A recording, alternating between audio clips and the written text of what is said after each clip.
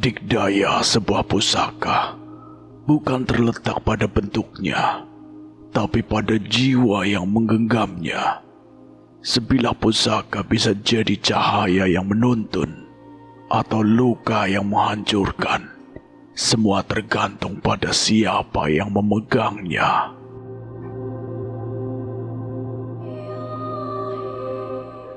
Danan, Cahyo, menjauh dari sini. Teriakan Pak Lek terdengar serak dan parau, tapi tak lama, suaranya menghilang.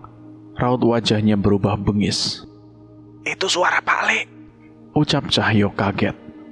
Ia mengenali suara itu dengan jelas. tapi wujudnya siluman. Namun Danan dan Cahyo tak ragu. Mereka tak menggubris perintah Pak Lek dan tetap berlari menghampirinya. Tubuh bagian bawah Pak Lek telah berubah menjadi ular raksasa. Pak Lek menggeliat seperti kesetanan. Di sekelilingnya, nampak manusia-manusia yang tubuhnya telah berubah menjadi setengah siluman. Sebagian dikuasai penuh, sebagian lain masih melawan, setengah sadar.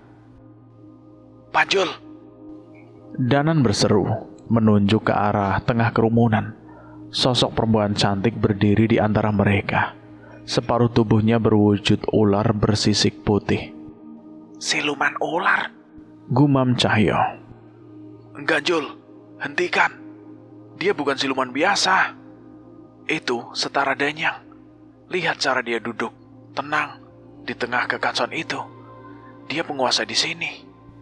Keduanya kini memahami alasan Pak Lek melarang mereka mendekat. Sosok itu, sang Dewi Ular, melingkar anggun di tubuh ularnya. Ia menanti manusia-manusia di sekitarnya menjadi pengikutnya. Tangan Cahyo mengepal, melihat keadaan Pak Lek yang berubah begitu rupa. Emosinya meluap, tapi ia sadar. Satu langkah salah, ia bisa bernasib sama. Tahan emosi muncul. Kita selidiki dulu. Ujar Danan. Ia menitipkan tubuhnya pada Cahyo dan memisahkan Sukma. Roh Danan melayang, menyelusuri tempat itu yang menyerupai sarang ular raksasa. Ia menghindari para siluman, mencari biang keladi kekacauan itu. Namun ketika melayang di atas Dewi Ular bersisik putih itu, sosok tersebut langsung menyadari kehadirannya. Ia menatap Danan, tersenyum menggoda. Tanpa disadari, seekor ular besar mengendap, bersiap menyergap. Danan melesat menghindar.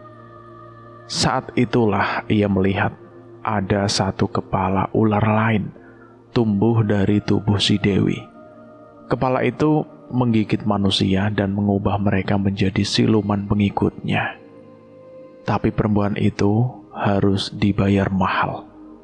Danan terpental hebat, dihantam sisik ular beracun yang menyapu Sukmanya.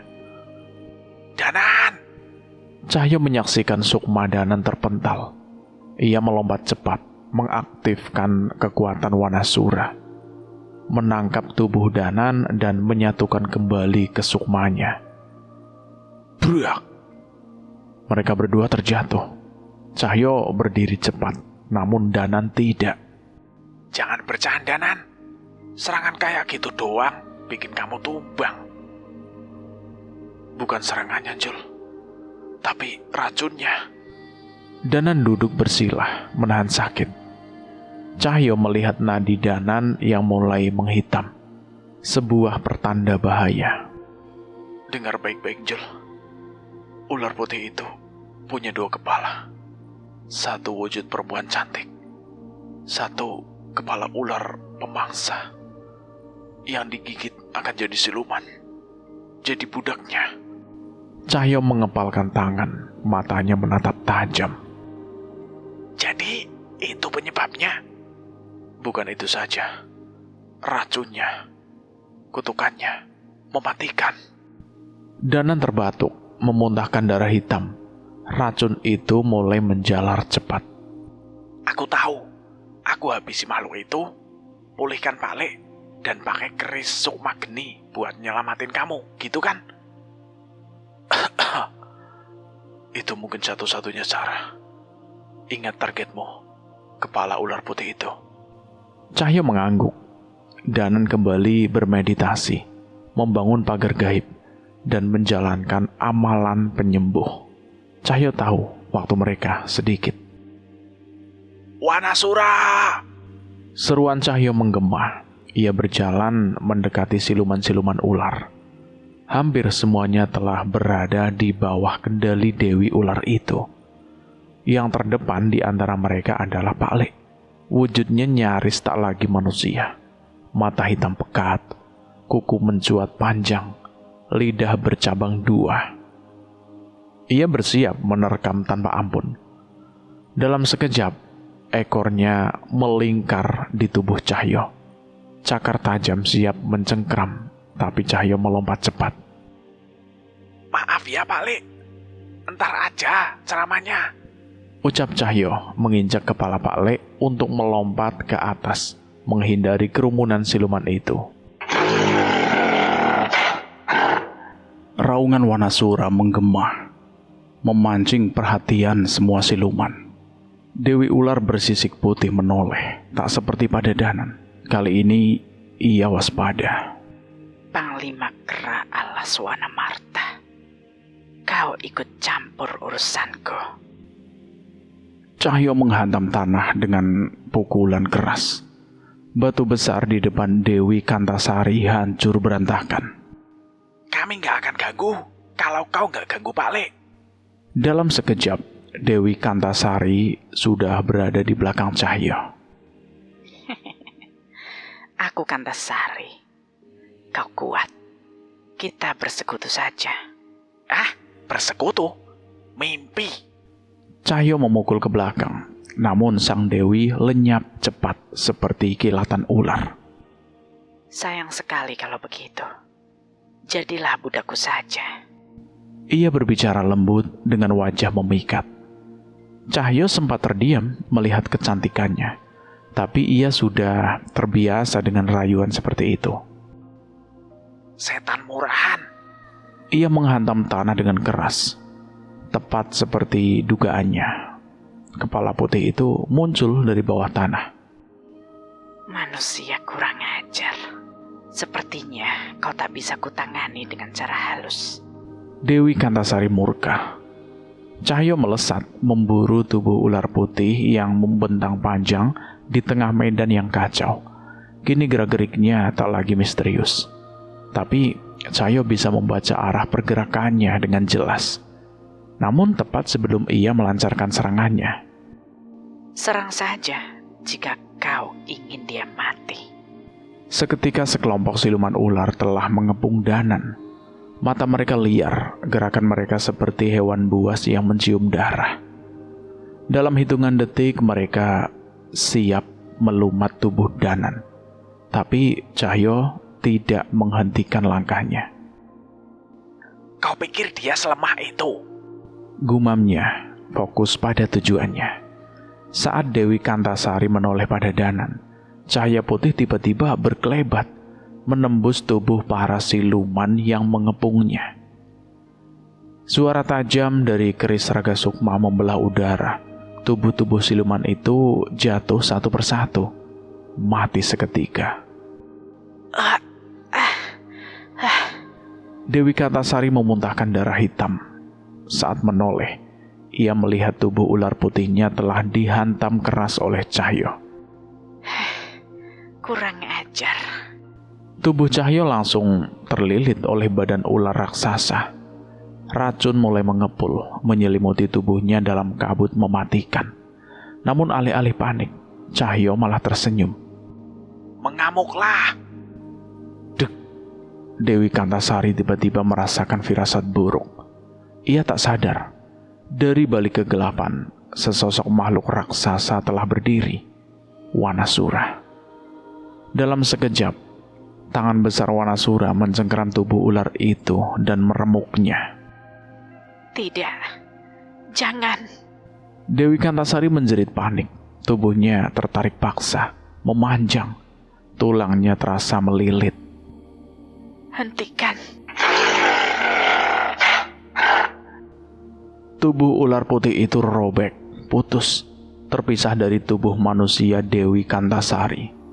Darah hitam menyembur liar. Tubuh Dewi ular itu memuntahkan darah hitam, tak berhenti.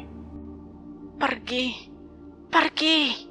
Dengan wajah pucat ketakutan, Dewi Kantasari melata ke dalam kegelapan.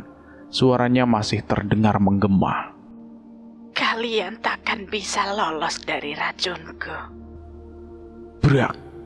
Cahyo jatuh tersungkur, terlepas dari lilitan. Tapi racun sudah terlanjur merasuk ke dalam tubuhnya. Sementara itu, Danan yang baru saja melepaskan meditasi demi membantu menyerang, kini tak mampu menahan racun yang menjalar cepat ke seluruh nadinya. Nafas mereka melambat, detak jantung melemah. Tubuh mereka terbaring lemah di tengah hiruk-pikuk pertempuran yang masih berlangsung di sekitar. Tap, tap, tap. Langkah kaki terdengar mendekat. Syukur, kualat kamu. Berani-beraninya nginjek kepala orang tua. Suara itu terdengar kesal namun familiar. Kehangatan tiba-tiba menyelimuti tubuh Cahyo. Api putih menetes lembut, menjalar, menyusuri luka-lukanya. Hehe, salah balik sendiri, nutupin jalanku.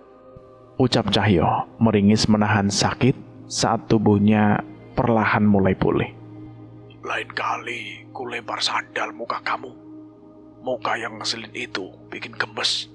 Balas Pak Lek sambil berpaling ke arah Danan.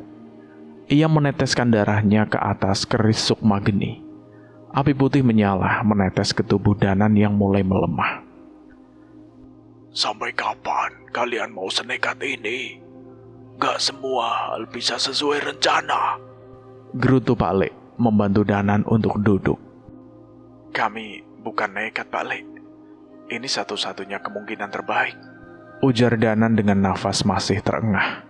Hitam di dahinya perlahan memudar. Rasa sakitnya menghilang seiring aliran energi yang memulihkan tubuhnya. Kalau kami kabur dan Pak Lek gak ada, peluang kami bertahan di alam ini nyaris nol. Iya benar, rencana Danan ini sudah diperhitungkan. Dia gak akan nekat kalau gak yakin. Sahut Cahyo, kini duduk di samping mereka. Mereka bertiga duduk mengatur nafas, memulihkan tenaga. Di kejauhan, suara pertempuran masih bergema samar dari balik kegelapan alam pusaka. Tapi saat mereka bersiap untuk bangkit kembali, sebuah keganjilan muncul. Para siluman ular menggeliat, tubuh-tubuh mereka berubah. Manusia-manusia itu perlahan kembali ke wujud aslinya. Namun ada yang janggal. Dari pakaian, bahasa, dan benda-benda yang mereka kenakan. Danan dan Cahyo saling berpandang. Jul, mereka? Iya, Nan. Mereka bukan dari zaman kita. Sejak ratusan tahun yang lalu. Kabut mulai menipis satu persatu. Sosok manusia yang sebelumnya terjerat kutukan siluman ular perlahan mendapatkan kembali wujud aslinya. Nafas mereka berat, mata mereka masih menyimpan bayangan kegelapan. Namun tak semua merencanakan kebencian. Sebagian nampak bingung, lelah, bahkan bersyukur. Danan dan Cahyo siaga. Bahu mereka merapat, tapi sebelum langkah mereka maju, tangan Pak Lek menahan. Tunggu, mereka tidak semuanya musuh. Mata Danan menyipit, menatap sosok yang mendekat. Seorang pemuda berjubah perang lusuh, berwajah tegas namun teduh. Langkahnya mantap, walau sorot matanya menyimpan trauma. Pakaian itu jubah perang kerajaan Indrajaya. Tapi itu sudah ratusan tahun lalu. Bisik Danan. Sosok pemuda itu berhenti beberapa langkah di depan mereka. Suaranya dalam namun tenang. Kalian yang mengalahkan Dewi Kantasari. Pak Lek mengangguk. Sayangnya, makhluk itu lolos. Pemuda itu mengangguk. Meski belum tumbang, kalian telah menggoyahkan belenggu kutukannya. Terima kasih. Suatu hari, jika kita selamat dari tempat ini, aku akan membalas budi kalian. Ia hendak berbalik, namun Danan melangkah cepat. Tunggu, Pemuda itu menoleh. siapa kau sebenarnya? Apa hubunganmu dengan kerajaan Indrajaya? Aku berasal dari sana. Namaku Jayawira, prajurit khusus kerajaan. Aku diutus Panglima Brasma untuk mencari pusaka kedewatan. Perjalananku membawaku ke sini, dan aku tak pernah kembali. Danan, Cahyo, Pak Lek saling tatap. Nama-nama itu bukan asing bagi mereka. Panglima Brasma, Baswara. Kami bertempur bersama mereka Ujar Danan perlahan. di medan perang terakhir. Kami tak akan pernah lupa. Jayawira kaget dan setengah tak percaya mendengar cerita Danan dan Cahyo mengenai hubungan mereka dengan Raja Indrajaya dan yang lain. Namun saat melihat bagaimana mereka bercerita semakin personal, Jayawira tak ragu lagi bahwa orang di hadapannya benar-benar mengenal dekat nama-nama itu. Aku senang bisa bertemu dengan kalian dan berbicara mengenai raja, pangeran, dan panglimaku. Tapi aku masih punya misi. Sepertinya kita harus berpisah di sini. Ucap Jayawira. Iya, kami mengerti. Kata Pak Lek. Namun Jayawira tak pergi begitu saja. Ia mengeluarkan gulungan serat lontar bertuliskan aksara Jawa kuno. Bawalah.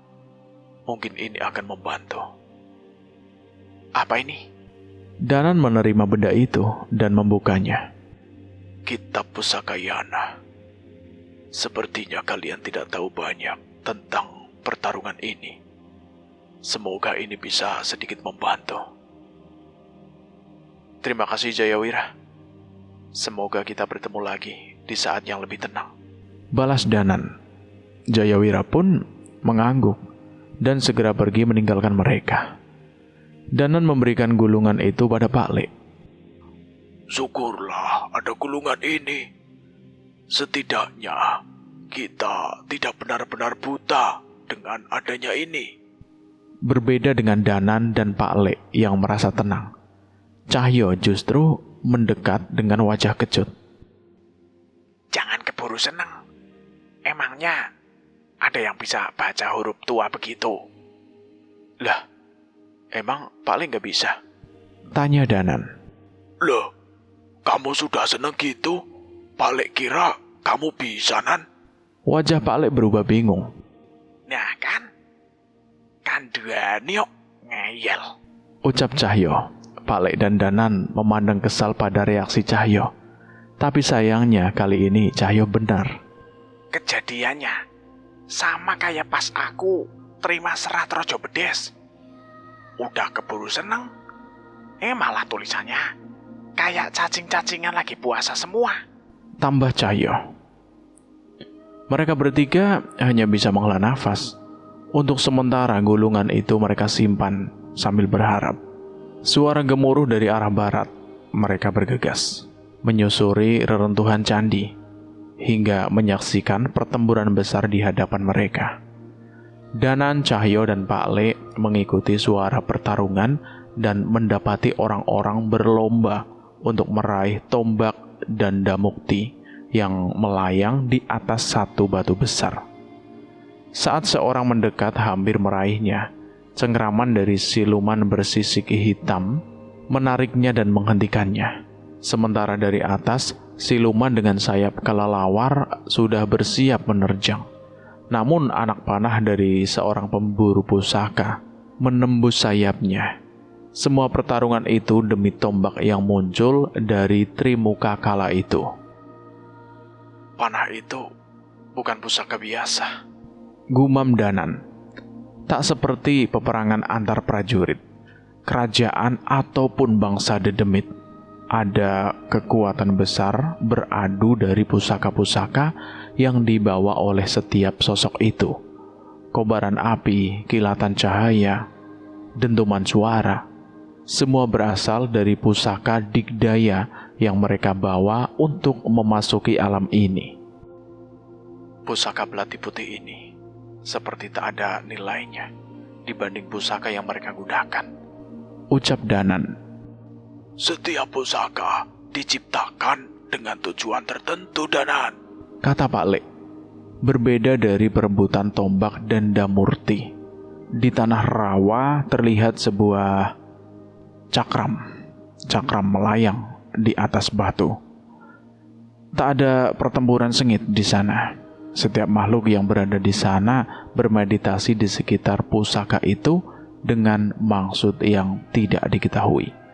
Sedangkan di langit terlihat busur panah berkilau emas yang melayang dan menghujani makhluk-makhluk di bawahnya dengan energi yang membentuk anak panah. Semua yang mencoba menyentuh busur itu akan tertembak. Apa yang harus kita lakukan? Berpencar merebut 3 pusaka itu atau bersatu mengincar salah satu dari ketiga pusaka itu? Tanya Cahyo. Maju bertiga saja, belum tentu kita bisa mendapatkan, apalagi berpencar. Kalau begitu, yang perlu kita pikirkan adalah pusaka mana yang akan kita incar. Kita tak mengerti bagaimana mengadu jiwa untuk memperebutkan cakram itu. Bertarung dengan para pemburu pusaka dan makhluk sekelas Danyang takkan mudah. Pak Lek menyampaikan apa yang ada di pikirannya. Wah, berarti busur emas itu? Tanya Cahyo. Setidaknya, menghindari anak panah itu masih lebih masuk akal dibanding kedua pilihan lainnya, ucap si Danan. Mereka bertiga menatap langit yang memancarkan kilau emas mematikan. Tanpa kata, mereka sepakat bahwa busur emas Naraningga menjadi target pertama mereka. Mereka berlari, menyusuri jalan setapak menuju reruntuhan candi-candi tua yang menjulang patah dan rapuh. Udara terasa berat, seolah penuh muatan petir dan maut. Serat! Kilatan cahaya emas melesat di antara mereka. Tak terlihat, hanya terasa seperti semburan angin tajam. Wah! Cahyo terhuyung, darah menetes dari pipinya. Sebuah goresan tipis namun dalam. Matanya membelalak. Cepat sekali. Aku bahkan tak melihatnya. Itu lebih cepat dari suara, Jul, ujar Danan. Suaranya nyaris tenggelam oleh detak jantung yang menggila. Mereka kini sadar. Mereka telah memasuki teritori busur Nararingga, medan kematian dari langit. Suara dentingan dan jeritan menggema dari segala arah. Mereka bukan satu-satunya yang berburu. Manusia, siluman, bahkan roh gentayangan bersembunyi di balik puing dan akar pohon besar. Namun perlindungan itu rapuh. Runtuhan yang tak cukup kuat langsung hancur dihantam anak panah cahaya. Cerang! Suara logam bertemu dengan logam, memecah udara. Dari balik kabut muncullah sosok ganjil. Tubuh manusia namun berkaki seperti kuda. Ia melaju cepat membawa perisai putih bercahaya. Cerang, cerang. Perisainya memantulkan anak panah emas yang terus-menerus menghujam ke arahnya. Ia menerobos medan panas seperti badai petir yang ditantang secara formal. Sial! Perisai pusaka itu bisa menahan panah Nararingga, teriak seorang pendekar tua dari balik puing. Tapi kegembiraannya hanya berlangsung sesaat. Ia melesat mengejar sosok sembrani itu dan Brak! satu anak panah menembus kepala pendekar tua itu. Tubuhnya tumbang seketika. Pusaka batu yang digenggamnya jatuh menggelinding. Serat! Cahyo bergerak cepat, melesat mengambil batu itu sebelum ada yang lebih dulu menyentuhnya. Nafasnya memburu. Setelah berhasil mendapatkannya, ia segera berlari kembali ke balik reruntuhan sebelum bernasib sama seperti pendekar tua itu. Ini pusaka. Tanyanya. Danan menatap batu itu. Ia menyentuhnya dan beberapa saat setelahnya, tubuh Cahyo seakan menghilang dari hawa keberadaban. Jul, pusaka ini menghapus jejak kehadiranmu. Kita bisa memanfaatkan ini. Pak Le mencoba merasakan kekuatannya, tapi wajahnya kembali serius. Ia menyerahkan kembali pada Cahyo. Tidak cukup pendekar itu memegang batu ini, tapi tetap mati. Busur Nararingga tak mengenal keberadaan atau tidak. Cahyo mendecak pelan. Iya, benar juga. Kita simpan dulu saja. Siapa tahu ada cara lain. Mereka bertiga menyelinap lebih dalam. Mata mereka kini tertuju pada siluman sembrani, satu-satunya yang bisa menerobos badai panah. Langkah kaki mereka ringan, nafas ditahan sambil mencari celah. Di atas langit, Nararingga masih mengaum. Panah emas terus melesat, menabur maut bagi siapapun yang berani melangkah tanpa rencana. Sambil memperhatikan siluman sembrani itu, mereka bertiga mencari cara untuk menyerang, namun terhindar dari hujan anak panah mematikan itu. Apa Panjul dan Wanasura cukup lincah untuk menghindari anak panah itu? Tidak. Aku dan Wanasura tidak cukup cepat jika tidak melampaui batas kami sendiri. Kekuatan Wanasura termasuk dengan pekat tubuh Cahyo. Cahaya keemasan menyelimuti tubuh Cahyo bersamaan dengan rambut halus Wanasura yang tumbuh di lengan dan kaki Cahyo. Kalau kau ingin mencobanya, bawa pusaka pendekar tua ini. Walau tak bisa menyembunyikan keberadaanmu dari anak panah, setidaknya bisa menyembunyikanmu dari pusaka lainnya. Cahyo mengerti. Ia mengambil batu pusaka itu dan mengantonginya. Sementara itu Pak Le telah bersiap dengan keris sukma geninya, bersiap untuk kemungkinan terburuk yang terjadi. Serat! Cahyo melesat dengan cepat, menembus anak panah yang melesat ke berbagai arah. Saat itu Cahyo menyadari dengan jelas bahwa busur Nararingga mengincar sesuatu yang hidup. Lompat jauh ke kanan! Suara Pak Le tiba-tiba terdengar, dan Cahyo segera melakukan perintahnya. Beberapa detik setelah Cahyo melompat, gemburan anak panah menyerbu tempat Cahyo berada hingga menghancurkan bebatuan di sekitarnya, bersama sosok siluman yang bersembunyi hingga mati dalam sekejap. Jangan lengah, Jul. Jauhi makhluk-makhluk yang bersembunyi. Busur itu bisa melihat mereka. Pusaka itu hanya mempermainkan kita. Teriak Pak Le memperingatkan. Cuy! Cahyo menggenggam kesal. Tapi ia tahu peringatan itu bukan omong kosong. Ia terus bergerak, melompat, berlari, menghindari anak panah yang melesat bagai hujan maut. Meski berusaha sekuat tenaga, tubuh Cahyo tetap tak luput dari goresan dan luka yang mulai menghiasi kulitnya. Trang! Benturan dahsyat terdengar. Perisai milik siluman sembrani membawa sosok kuda berjubah kabut itu mendekat ke arah busur Nararingga. Aku akan menaklukkanmu, seru siluman sembrani itu sambil melompat dari reruntuhan tertinggi. Tapi sebelum tubuhnya mencapai busur itu, sesuatu terjadi.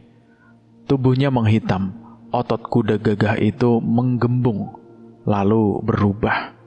Sisik-sisik tumbuh dari kulitnya, membungkus tubuhnya yang kini tak lagi sepenuhnya kuda. Ia berubah menjadi makhluk setengah ular.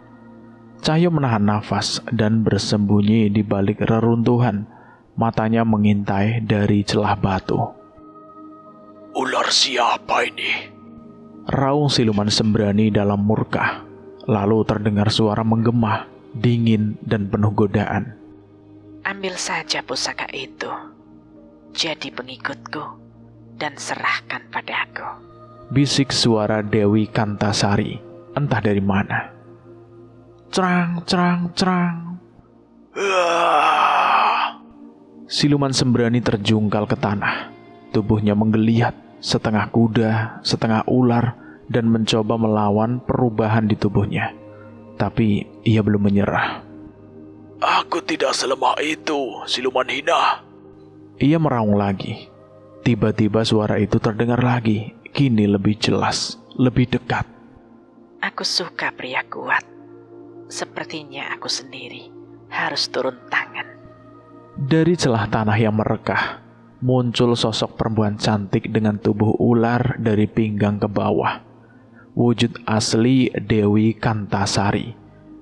Ia melata dengan anggun, wajahnya menawan, matanya menyala penuh hasrat kuasa. Kau akan menjadi abdi terkuatku. Bisiknya menggoda. Gigi taringnya siap menggigit. Namun sebelum taring itu menyentuh kulit, serat, darah hitam menyembur liar ke wajah siluman sembrani.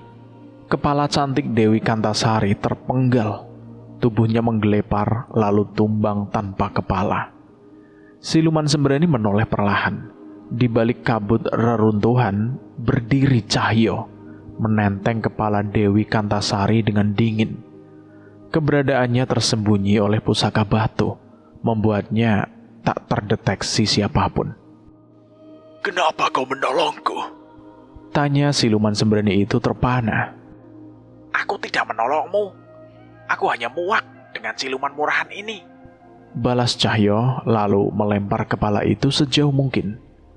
Tubuh Dewi Kantasari mengepul, terbakar dari dalam, lalu hancur jadi abu. Ia benar-benar musnah. Brak! Tiba-tiba, siluman lain jatuh ke tanah. Anak panah menancap tepat di kepalanya. Ia mati seketika saat mencoba meraih busur Nararingga. Mundur. Kalau masih mau hidup, busur sialan itu akan menyerang lagi. Ucap Cahyo cepat. Matanya tajam ke arah siluman sembrani yang nyaris ambruk kelelahan. Siluman sembrani mengendus kesal, tapi kini menatap Cahyo dengan cara berbeda. Apa tujuanmu mengejar pusaka itu? Menaklukkan kerajaan, negara, membantai kami para siluman? Bukan. Aku hanya ingin memastikan pusaka berbahaya ini tidak membawa bencana. Jawab Cahyo. Ia menarik nafas dalam-dalam, lalu memusatkan kekuatan Wanasura dalam dirinya. Keringat dan darah mengalir, tapi ia tak gentar. Siluman sembrani menatap tubuh Cahyo yang penuh luka. Ia melihat kejujuran dalam tatapan mata itu. Gunakan ini, tapi tepati janjimu. Ia menyerahkan perisai pusaka miliknya. Cahyo sempat ragu, tapi tak ada waktu berpikir. Terima kasih. Pergilah, temanku di belakang. Dia akan membantumu. Siluman sembrani itu mengangguk. Ia melesat pergi. 4 kakinya yang kini kembali normal bergerak secepat badai. Dan saat itulah hujan anak panah emas kembali menyerbu langit. Sial. Cahyo melesat dari satu reruntuhan ke reruntuhan lain. Cerang, cerang. Perisai pusaka pelindungnya. Tapi gelombang serangan itu tanpa henti. Di balik badai panah itu, akhirnya Cahyo melihat wujud asli busur Nararingga. Ia tahu ini kesempatannya. Perisai mulai retak, tapi Cahyo tak peduli. Ia menghimpun seluruh kekuatan Wanasura ke kakinya. Satu lompatan lagi, Wanasura. Dengan raungan penuh tenaga, Cahyo menerjang langit. Perisai retak semakin parah. Tapi ia berhasil menembus hujan anak panah itu. Lalu mengulurkan tangan meraih busur Nararingga. Tapi, serak! Tiba-tiba telapak tangan raksasa muncul, menggenggam pusaka itu bersamaan dengan tangan Cahyo. Akhirnya, kau kembali padaku, Nararingga. Suara menggelegar terdengar dari balik retakan dimensi. Sosok manusia raksasa setinggi 3 meter muncul. Ia berpakaian kerajaan, wajahnya angkuh. Ah, sial. Cahyo berusaha menarik pusaka itu, tapi kekuatannya kalah. Sosok besar itu mengangkat Nararingga ke langit. Tidak mungkin. Cahyo meraung, lalu melompat lagi, menggerakkan tenaga terakhir. Tapi pukulan raksasa menghantamnya, membuat tubuhnya terlempar jauh. Sambil menahan sakit dan pandangan yang mulai buram, Cahyo melihat dari kejauhan, Sukmadanan melesat dari puncak reruntuhan.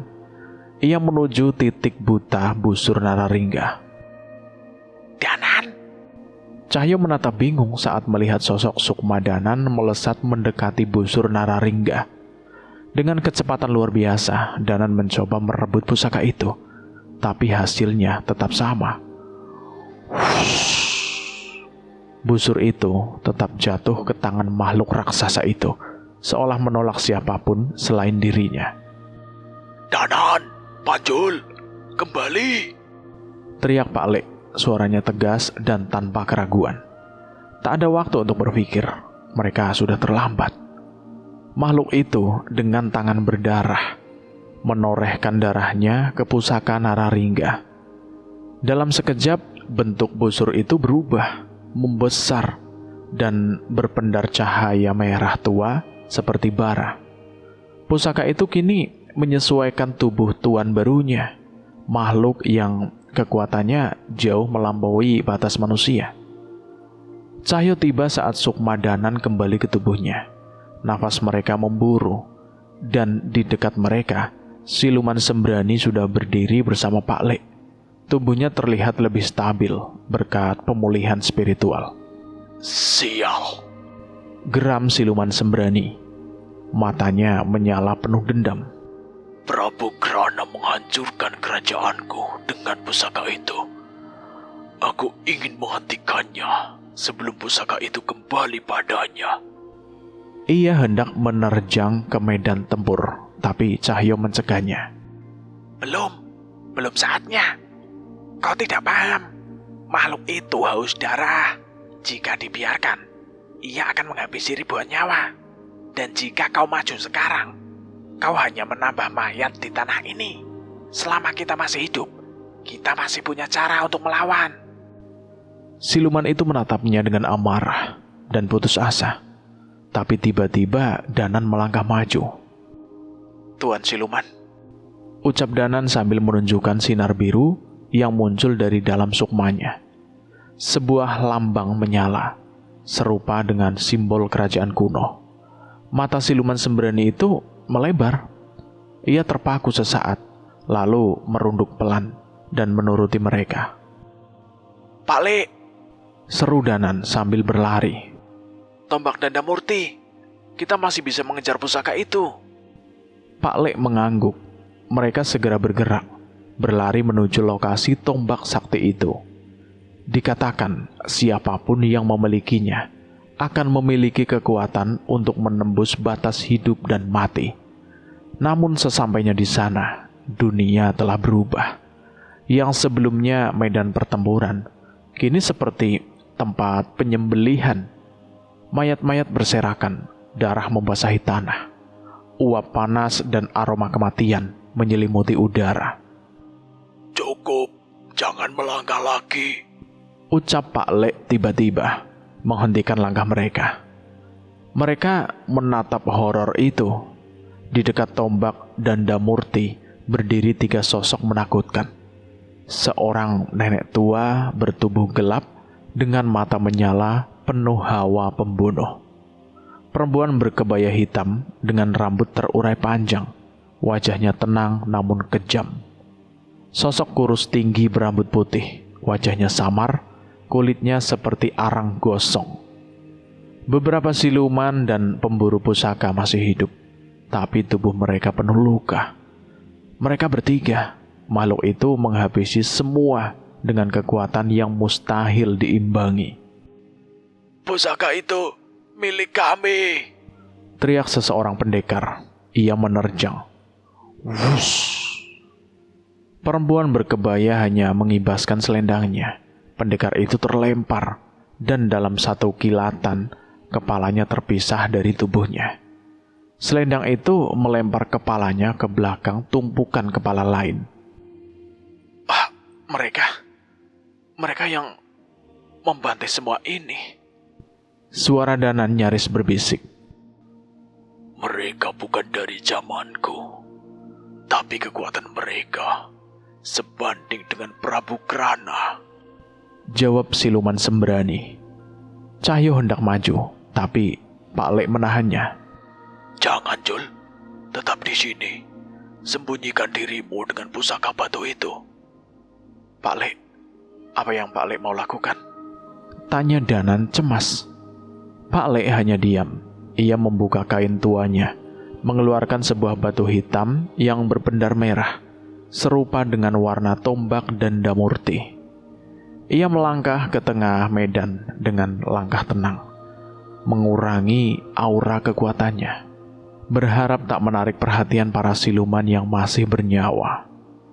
Cerang, cerang. Suara senjata beradu terdengar dari kejauhan. Tapi bukan perang, hanya sisa perlawanan dari mereka yang menolak mati. Sosok tinggi berambut putih itu perlahan menghadang langkah Pak Lek. Dari tubuhnya keluar aura kutukan yang menyesakkan dada. Pak Lek langsung menyalakan geni baraloka. Api suci menyala di sekeliling tubuhnya, membentuk lingkar pelindung dari serangan gaib. Dari kejauhan, Cahyo menahan nafas. Danan menggenggam keris Raga Sukma, memisahkan sukmanya. Entah apa yang Pak Lek lakukan, tapi aku akan menyusul jika ada yang terjadi padanya, kata Danan. Cahyo mengangguk. Mereka hanya bisa menunggu, siap melesat kapanpun. Pak Lek tetap tenang. Ia mendekati tombak itu tanpa melepaskan pandangannya dari tiga makhluk. Tangannya meraba gagang keris Sukma Geni, membaca mantra. Bluar. Api hitam meledak di sekitar tombak. Seketika makhluk itu terkejut.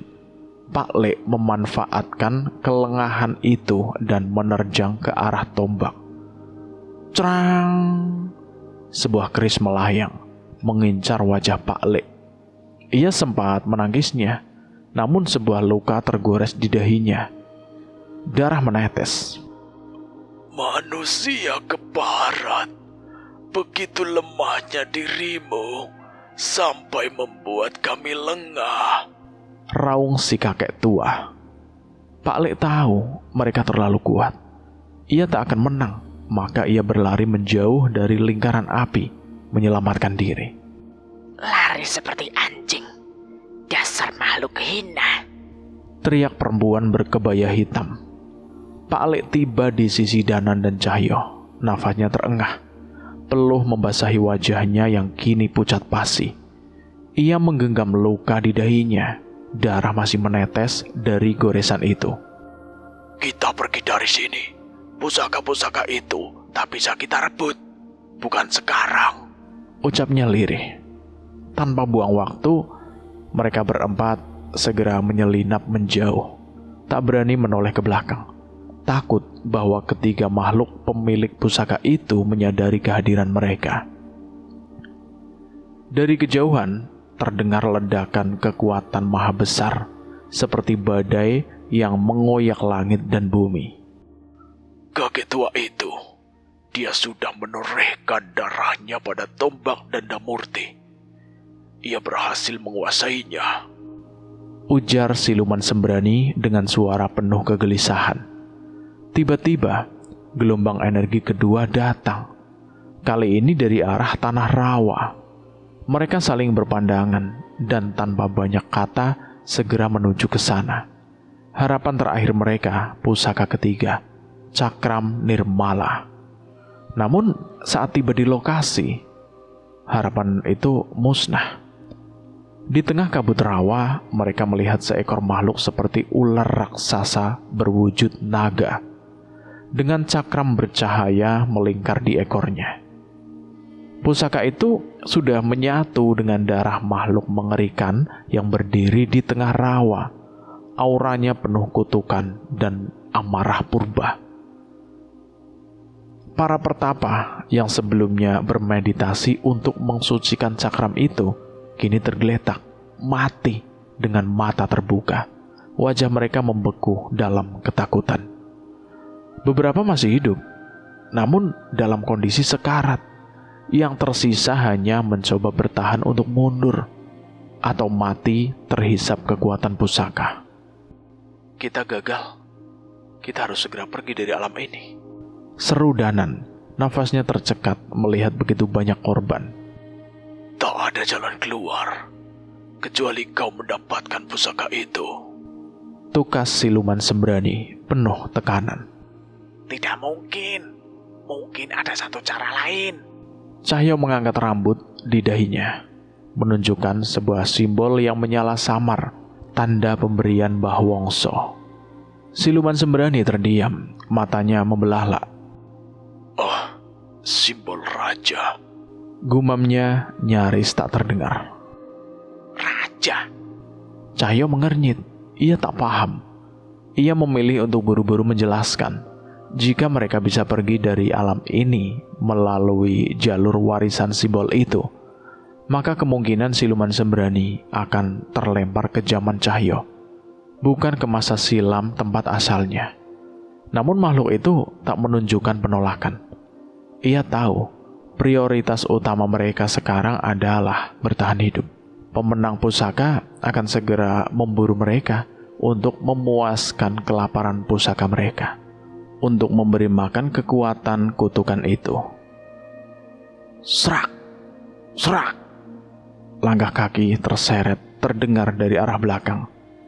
Danan menghentikan nafas, perasaannya buruk seketika. Itu! Cahyo menunjuk dua sosok yang mendekat dalam langkah terseok. Darah mengalir dari tubuh mereka. Jayawira. Danan terperangah. Ia mengenali lelaki yang kini memapah seseorang yang nyaris tak bergerak. Namun, sosok yang dipapahnya membuat darah Pak Lek membeku. Oh, tidak mungkin. Teriak Pak Lek, langsung berlari menghampiri mereka. Cahyo dan Danan menyusul, dan ketika akhirnya melihat wajah yang dipapah Jayawira. Bajiwa.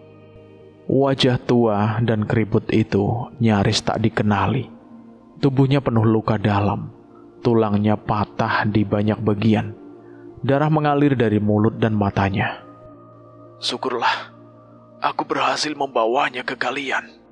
Ucap Jayawira lemah, mulutnya bergetar. Kami harus menolongnya. Danan menjerit, menggenggam tangan Bajiwo yang dingin. Pak Lek segera menarik keris Sukmageni, menyulut api putih suci yang mengelilingi tubuhnya. Ia berlutut di samping Bajiwo dan mulai membaca mantra penyambung nyawa. Bajiwo, jangan berani-beraninya mati sekarang. Nafas Bajiwo terdengar seperti desisan terakhir lilin yang hendak padam. Jantungnya berdetak, lalu berhenti, lalu berdetak lagi. Tak wajar. Organ dalamnya nampak menghitam, seolah ada kutukan yang sedang menelan dirinya dari dalam.